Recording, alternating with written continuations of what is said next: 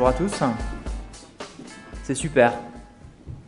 C'est super non seulement déjà d'être là parmi vous pour faire cette présentation, mais c'est surtout super parce que la présentation d'Olivier au préalable aura été une excellente introduction pour ma présentation à moi, dans la mesure où il leur a donné vraiment des concepts très généraux. Et je vous propose qu'ensemble, pendant 30 minutes, on plonge un petit peu plus en détail dans une réalité certes d'entreprise. Donc, ce n'est pas tout à fait la même activité que celle qu'a pu décrire Olivier.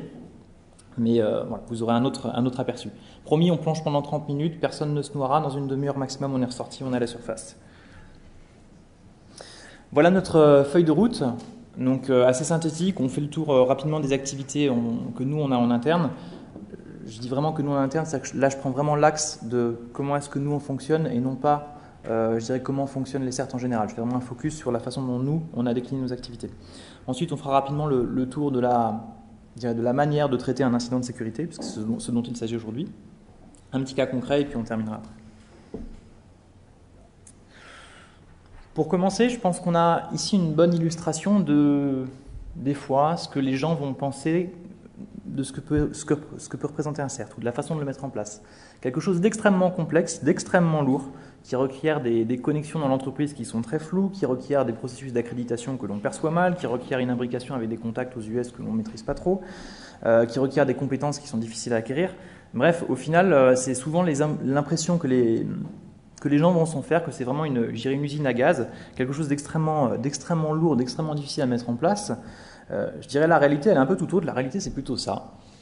Donc on est à l'école, on apprend, mais on est sur quelque chose qui est, somme toute, assez logique et assez simple. C'est-à-dire qu'on fonctionne sur des règles de base, sur des postulats de base qui sont plutôt évidents. C'est sûr que quand on est dans une entreprise, on va dire, quand on est confronté à un incident de sécurité, l'objectif c'est de le résoudre, qu'il y ait un CERT ou pas de CERT. Je dirais donc le but, ça va être simplement de structurer un petit peu toute l'organisation qui va autour pour essayer de le faire le mieux possible, mais avec encore une fois des principes qui restent des principes évidents et logiques. Il suffit souvent, la plupart du temps, de les évoquer, de les documenter, et puis après on a forcément le soutien d'une hiérarchie qui va adhérer à cette idée. Donc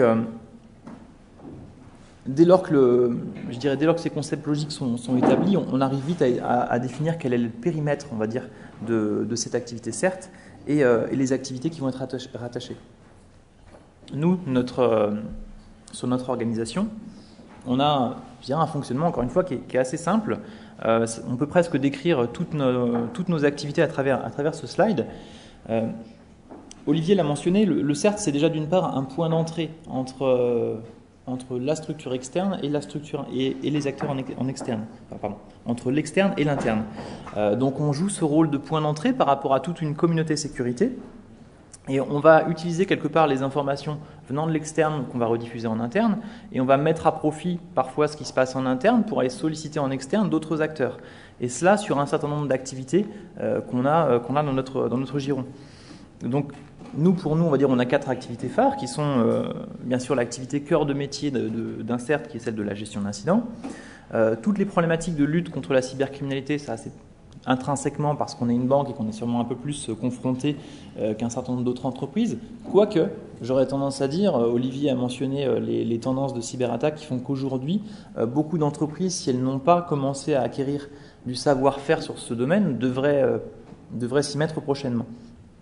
Ensuite, troisième activité qui est celle de tout ce qui tourne autour de la gestion des vulnérabilités, où là, je dirais, c'est un peu une activité qui est historique, pour lesquelles, on va dire, le but c'est d'entrevoir quelles sont les nouvelles vulnérabilités sur les actifs informatiques de la banque et de les retransmettre aux acteurs opérationnels qui vont pouvoir prendre les contre-mesures qui vont bien. Et enfin, une activité qu'on voit souvent comme étant presque optionnelle, on va dire, ou à faire quand on a du temps. Et en fait, c'est une activité qui est vraiment capitale, on va le voir par la suite, c'est celle de la veille, une veille technologique, et en l'occurrence une veille technologique orientée sécurité, parce que c'est cette activité qui bien souvent va permettre de donner la valeur ajoutée lorsqu'on va être, je dirais, à la tête dans le guidon et qu'on va avoir besoin de traiter un incident de sécurité rapidement. Au niveau des ressources humaines, on va dire dans un CERT, la plupart du temps, encore une fois, voilà la façon dont les gens perçoivent les acteurs, les personnes qui travaillent dans un CERT, comme une équipe de gros bras, la force armée du RSSI, une équipe du GIGN en interne dans l'entreprise. Je vais vous faire une confidence, on ne va pas trop en salle de muscu, on ne porte pas des lunettes noires dans l'entreprise et on n'a pas d'armes avec nous. Donc en fait, la réalité, encore une fois, c'est plutôt ça. C'est plutôt une équipe, on va dire, de pompiers, j'espère plutôt sympathique, comme c'est le cas sur la photo. Mais voilà, c'est vraiment ça. C'est une équipe on va dire, qui a plutôt le contact aisé avec les clients en interne qui vont les solliciter ou qu'elle va solliciter. C'est vraiment dans les deux sens, hein. On parlait tout à l'heure de coopération, mais c'est vraiment une coopération aussi en interne dans l'entreprise.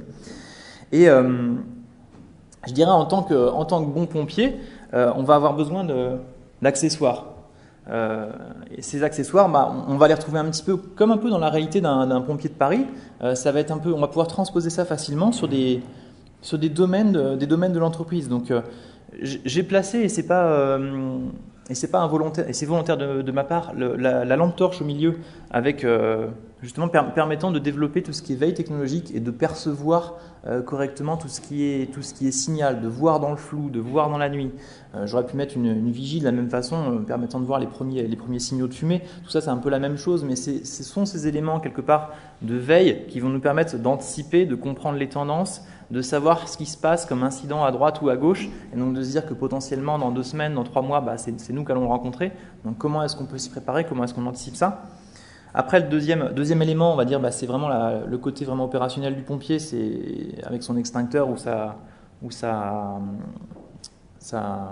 lance à incendie, pardon, pour vraiment être capable de traiter des incidents. Donc là, ça va vouloir dire de l'opérationnel, de l'outillage, etc., etc. Il est important également, c'est le 3e item, de pouvoir toujours se raccrocher à quelque chose. C'est-à-dire que cette structure, elle va être légitime lorsqu'il va s'agir de travailler sur des incidents de sécurité, mais il va bien falloir faire comprendre aux acteurs qui vont travailler avec elle, notamment des gens métiers, qu'on n'intervient pas pour le plaisir ou en faisant n'importe quoi, qu'il y a toujours quelque chose auquel on se rattache. Donc quelque chose auquel on se rattache, ça peut être une organisation, ça peut être une gouvernance, ça peut être des instructions en interne, ça peut être une méthodologie extrêmement opérationnelle. Bref, tout ça, c'est des éléments auxquels on va pouvoir se rattacher et qui vont nous permettre de nous dégager du temps et de ne pas avoir à justifier à droite ou à gauche lorsqu'on aura besoin vraiment d'aller vite auprès d'un acteur X ou Y de pourquoi est-ce qu'on fait ça. Ensuite, il sera aussi important d'avoir, je dirais, toutes les clés de l'entreprise. Et quand je dis les clés, ce n'est pas les clés pour ouvrir les portes physiquement, c'est plutôt les clés relationnelles, c'est-à-dire tous les bons points de contact qui vont être nécessaires. Olivier mentionnait tout à l'heure tous les acteurs en interne dans l'entreprise avec lesquels un CERT se doit d'échanger. Et je le rejoins totalement, c'est-à-dire que nous, au quotidien, on va échanger avec des structures qui, de base, ne sont pas forcément les acteurs évidents de la sécurité. Ça va être les juristes, ça va être les acteurs de la communication, ça va être des acteurs métiers qui sont en charge du marketing. On va échanger, encore une fois, avec des acteurs extrêmement métiers qui ont des besoins de présence sur Internet, bien sûr avec toute la communauté sécurité en interne. Mais voilà, enfin, il y a des interactions qui ne paraissent pas forcément évidentes et c'est nécessaire, je dirais, de les avoir créées, ces interactions au préalable, si on veut être sûr que ça marche au moment venu.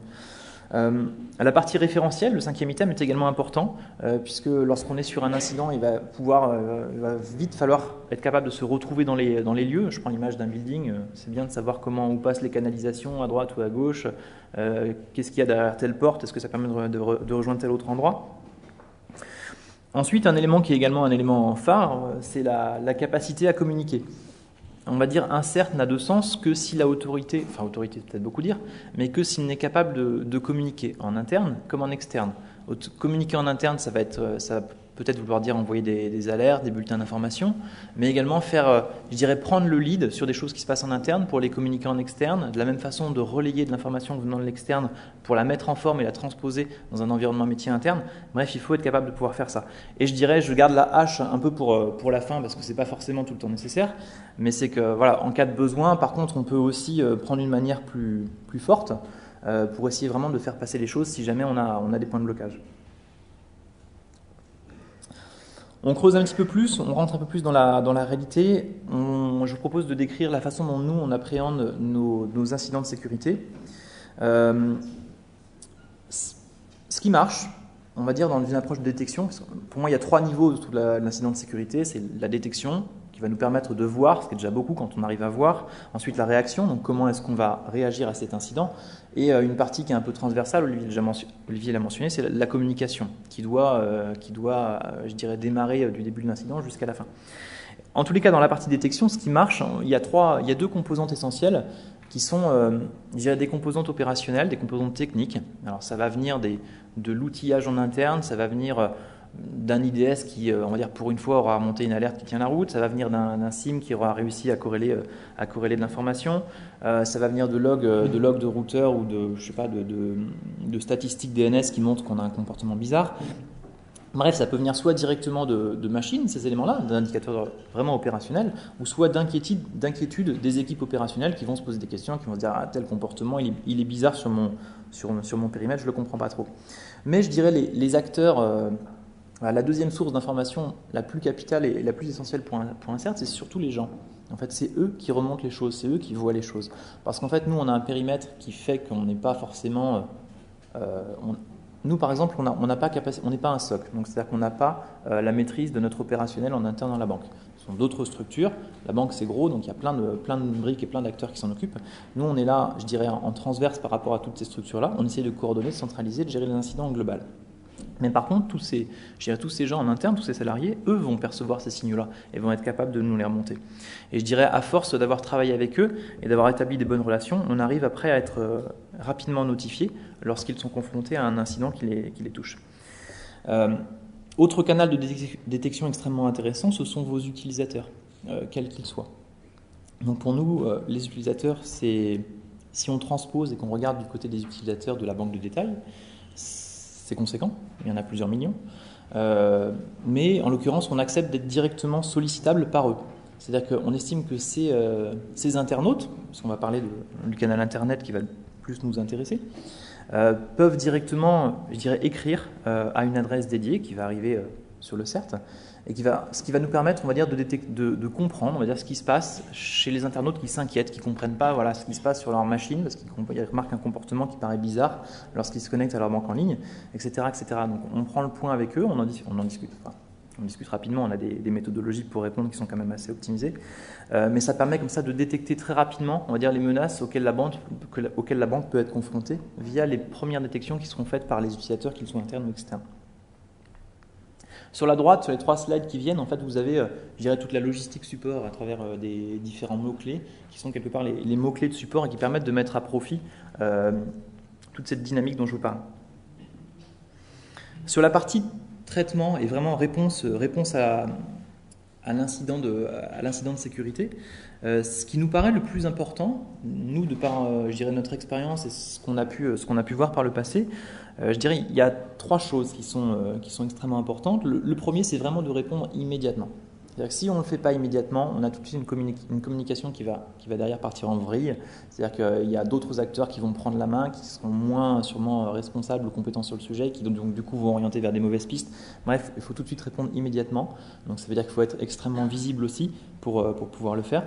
Et de répondre tout le temps. C'est-à-dire qu'on n'a pas une approche de ségrégation. Chez nous, l'incident de sécurité prime, c'est-à-dire que dès lors qu'on est notifié de quelque chose, on repriorise nos autres activités pour être capable de mettre la ressource qui va bien sur l'incident de sécurité.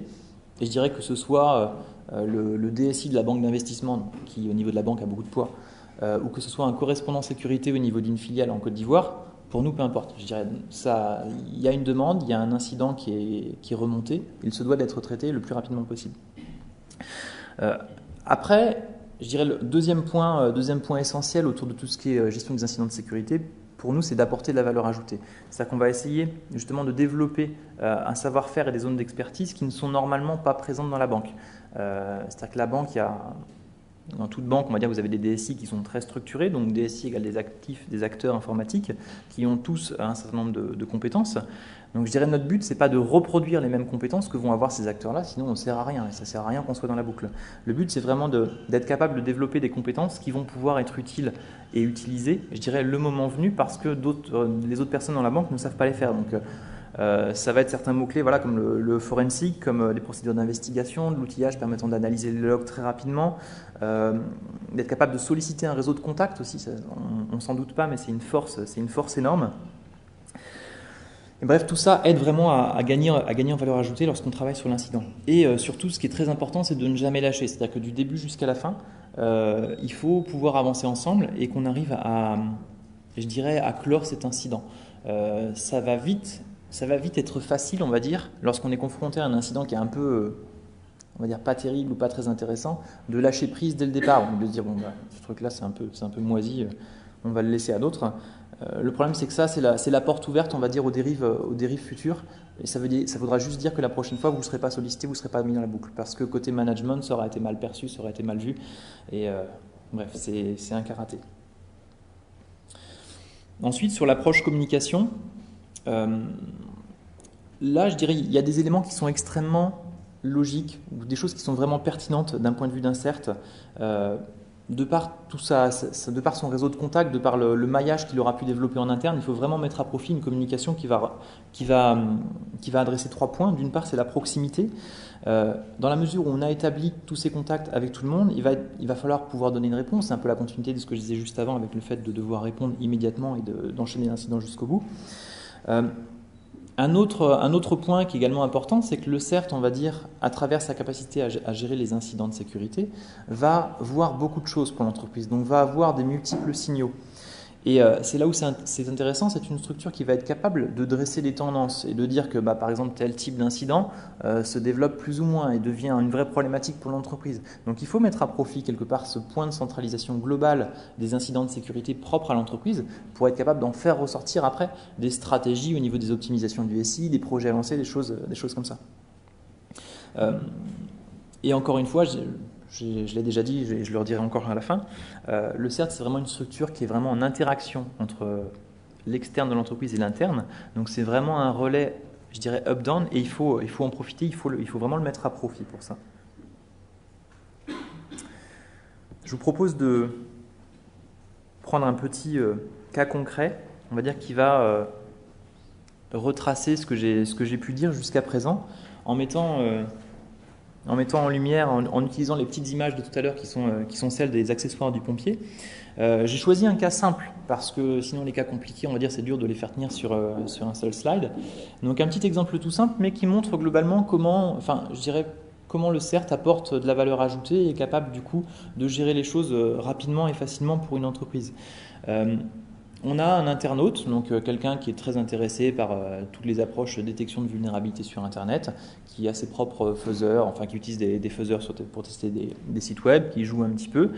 Bref, on va dire quelqu'un qu'on va catégoriser de, entre guillemets, hacker, mais au sens positif du terme, hein, je n'ai pas de critique par rapport à ça, et qui détecte une vulnérabilité XSS sur une plateforme associée à un partenaire Société Générale. Partenaire, mais sous-entendant que le nom Société Générale est visible. Et cet internaute-là, on va dire, dès qu'il trouve une vulnérabilité sur un site, il le publie. Donc il le publie sur un blog si c'est intéressant pour lui, et sur Twitter, si c'est tous les cas, il publie tout sur Twitter. Donc en l'occurrence, on se retrouve via une veille, déjà de tous les mots-clés de la marque, on est capable de détecter, de voir ce qui se passe sur Twitter. Donc c'est un des premiers points. Donc on le voit très rapidement. Donc très rapidement, on se rend compte qu'on a un problème, on a une vulnérabilité qui existe, on ne savait pas. Et on a quelqu'un qui s'apprête potentiellement à faire plus de choses ou à tester encore plus largement l'environnement Société Générale pour découvrir d'autres vulnes. Alors c'est bien, c'est un test d'intrusion presque gratuit, on en profite. Donc l'approche, encore une fois, c'est capacité à être réactif et capacité à prendre la parole rapidement. Donc on se met en relation avec cet internaute. L'idée, c'est d'aller vers lui et de lui dire ok, très bien, hein, la vulnérabilité, elle existe, on ne va pas le nier. De toute façon, une sécurité 100%, ça n'existe pas. On prend note de cette vulnérabilité et promis, on fait en sorte que ce soit traité. On revient vers vous dès lors que le sujet est bouclé. Du coup, l'internaute est super content. Après, il dit c'est génial, ils répondent super bien au niveau de la Société Générale. Très bonne réaction. Nous, on continue à travailler un peu en interne. Donc là, on arrive vraiment à la notion de clé. L'important, c'est vraiment de passer cette information au bon contact.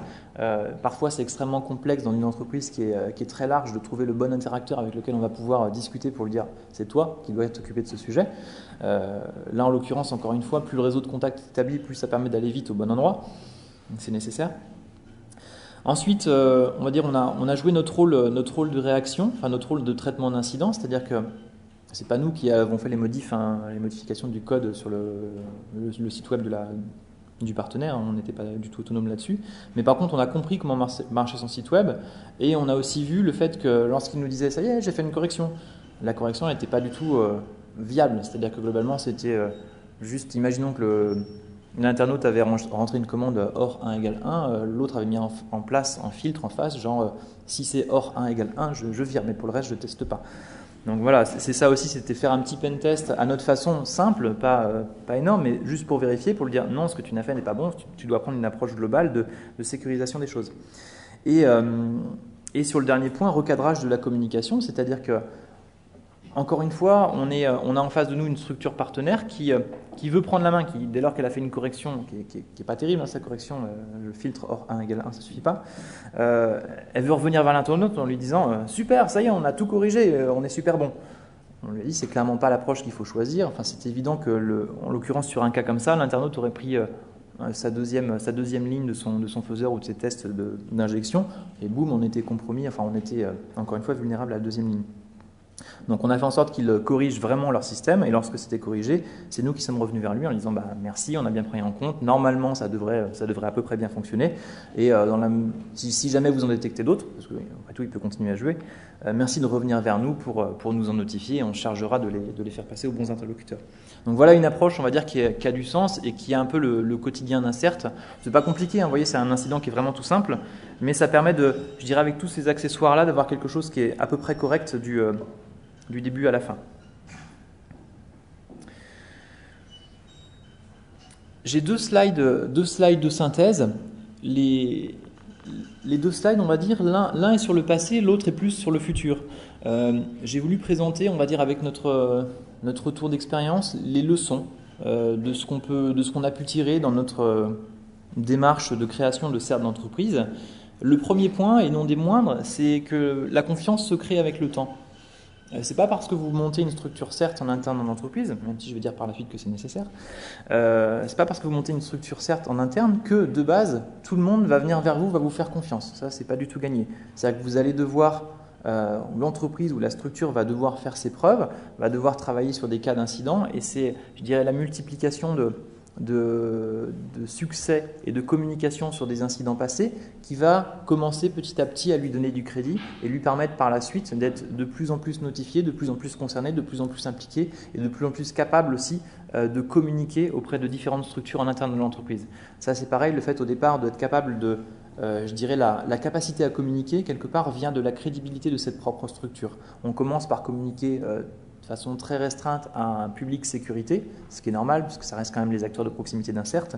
Et je dirais plus les succès arrivent et plus les personnes qui ont eu à interagir avec un CERT dans le cadre de gestion d'incidents, on va dire, comprennent que cette structure elle est là dans tel but, etc.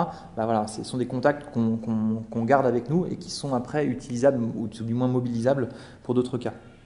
Par contre, à l'inverse, je dirais le point numéro 2, c'est que pour tous les acteurs de l'entreprise, dès lors qu'ils savent que ça existe, c'est extrêmement rassurant pour eux. C'est que c'est un engagement de confiance assez fort.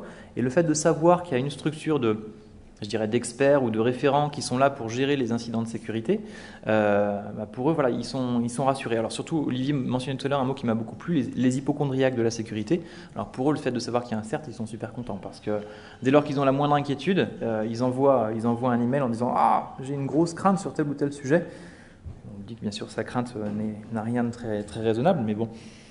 Mais pour eux, ils sont vraiment très rassurés dans un principe même d'organisation, on va dire, et de démarche qualité d'organisation, c'est quelque chose qui tient bien la route. Troisième point, je le redis encore une fois, c'est vraiment une structure qui est extrêmement adaptée pour du relationnel interne-externe. Ça permet d'adresser facilement toute une communauté sécurité, qu'elle soit positive ou en votre faveur, ou même qu'elle soit négative. C'est-à-dire qu'un CERT, on comprendra très bien qu'il aille interagir avec on va dire, des black hats, je prends des images, des clichés, mais black hat ou white hat, c'est une structure qui va être capable de communiquer avec les deux et ça passe bien et ça ne posera pas de problème dans l'organisation. Le quatrième point, peut-être l'un des plus importants, c'est vraiment le fait que les incidents, s'ils sont gérés correctement, c'est parce qu'ils sont anticipés. Anticipés de différentes façons. À travers la veille, c'est une première chose. C'est-à-dire qu'un CERT qui ne ferait pas de veille, pour moi, c'est un CERT qui ne tient pas la route. C'est vraiment cette veille qui permet de voir les choses correctement, de dégager des tendances, de savoir exactement ce qui se passe, de savoir quelle est la réalité de tel code malveillant, qui est-ce qui l'impacte. Bref, c'est tous ces éléments-là qui permettent vraiment de comprendre ce qu'on a en face de nous. Je vais prendre des cas simples, mais toujours Sun Tzu, l'art de la guerre, know your enemy, donc connaître son ennemi. C'est à travers justement cette veille qu'on va être capable de connaître son ennemi et de savoir quelles sont les armes quelque part qu'on va devoir construire en interne pour lutter contre ça. Donc la veille d'une part et je dirais les méthodologies, les procédures qui vont permettre d'être carré, d'être structuré et de faire en sorte que lorsqu'on est confronté à un problème, on est capable de rapidement dérouler une méthodologie qui tient la route et on ne va pas réinventer la roue à chaque fois ou se reposer les mêmes questions que celles qu'on s'était posées il y a 3 ans, mais il y a 3 ans ça fait loin, c'est loin et on a peut-être déjà un peu oublié. Maintenant, quelle perspective on va dire sur une approche plus dans le futur, présent et futur. Le premier, c'est tout d'abord que ce qu'on constate, c'est que les incidents dans l'entreprise et justement pour l'entreprise sont de plus en plus en dehors de ses frontières. On est dans un contexte, je dirais, où tout change, l'entreprise se dépérimétrise, les salariés se consumérisent. J'espère ne pas dire de bêtises à ce niveau-là. Enfin, vous voyez ce que je veux dire, l'approche de device personnel, l'approche de télétravail, bref, tout ça fait que les frontières de l'entreprise deviennent de plus en plus floues. Je dirais la mixité entre la vie personnelle et la vie professionnelle également, c'est un vrai problème à travers les réseaux sociaux. Bref, c'est tout un tas de choses qui, mises en parallèle, montrent que l'entreprise aujourd'hui, c'est plus juste une zone bien carrée dans laquelle tout va se passer et c'est forcément là qu'il va falloir intervenir. Non, au final, l'endroit où on va avoir à intervenir, on ne le maîtrise pas trop et on ne sait pas de quoi demain sera fait. Donc tout ça nous fait dire qu'on a beaucoup de domaines aujourd'hui sur lesquels l'incident peut se passer et souvent on déborde des frontières de l'entreprise. Ça veut dire quoi? Ça veut dire que les contacts qu'on va devoir solliciter sont rarement des contacts internes. Enfin, maintenant, c'est notre réalité, c'est que le plus souvent, ça se passe en externe. Et donc, du coup, ça va être extrêmement important, je dirais, d'aller voir ces contacts, de créer une communauté qui va nous permettre après d'interagir avec eux. La communication se libère, encore une fois, on est dans le monde qui change, les internautes prennent la parole, les clients s'expriment et de plus en plus, ils ont droit et pouvoir de critiquer, de dire qu'ils ne sont pas contents sur tel ou tel sujet. Et c'est également vrai d'un point de vue sécurité. C'est-à-dire l'exemple que j'ai montré tout à l'heure, je pense, est assez flagrant par rapport à ça. De la même façon, l'entreprise se doit de se réorganiser face à ça. Je dirais, la communication se libère d'un point de vue de ses clients et Internet permet de le mettre en évidence et surtout de le stocker. Mais l'entreprise se doit également, je dirais, d'avoir des porte-paroles peut-être moins officiels que les équipes de communication en interne, mais ces porte-paroles vont être par contre experts sur leur domaine et vont du coup pouvoir se mettre en face des sollicitations qui sont sur tel ou tel domaine. C'est ça qui aura du sens. Troisième point, c'est qu'aujourd'hui on perçoit quand même une tendance qui sort de notre giron, qui est peut-être plus réglementaire, mais qui fait qu'on voit bien que les États, je dirais les commissions, poussent de plus en plus vers des approches de notification d'incidents. Donc c'est quelque chose qu'il faut vraiment prendre en considération. Je pense que les entreprises devraient y réfléchir très sérieusement, dans la mesure où dans les mois qui viennent, ou tout du moins dans les années à venir, c'est quasiment sûr qu'il faudra être capable de pouvoir associer un simili-CERT d'entreprise avec un simili-SIL d'entreprise, le correspondant informatique et liberté, pour justement être capable d'adresser ces problématiques. Et j'en viens encore une fois sur la veille, mais vraiment le fait, on va dire, d'être capable de faire une veille, on va dire, qui a du sens pour l'entreprise, qui est connectée à ses valeurs, et qui va être capable du coup de dégager des tendances, c'est quelque chose qui donne beaucoup de crédit à une structure de type CERT et qui permet, on va dire, si vous cherchez à en mettre une en place, de rapidement au moins mettre un pied à l'étrier pour pouvoir après engager et avoir du support avec vous. Avant de vous demander si vous avez des questions, je voulais juste faire une petite aparté sur des fiches de bonnes pratiques qu'on met à disposition. On a monté le premier CERT d'entreprise privée en France, donc on sait qu'on a un petit peu peut-être d'avance sur le sujet. Donc on a à notre crédit un certain nombre de fiches justement de procédures opérationnelles pour comment répondre sur la meilleure façon de répondre à différents types d'incidents de sécurité. Et voilà, dans une approche de partage et vraiment de diffusion d'informations, on les met maintenant à disposition de tous pour ceux qui voudraient en profiter et prendre la matière qui va bien dedans. Je ne dis pas qu'elles sont à prendre telles quelles, mais vous prenez la matière et vous la réadaptez après dans votre environnement. Je pense que c'est un gros gain de temps que vous pourrez avoir.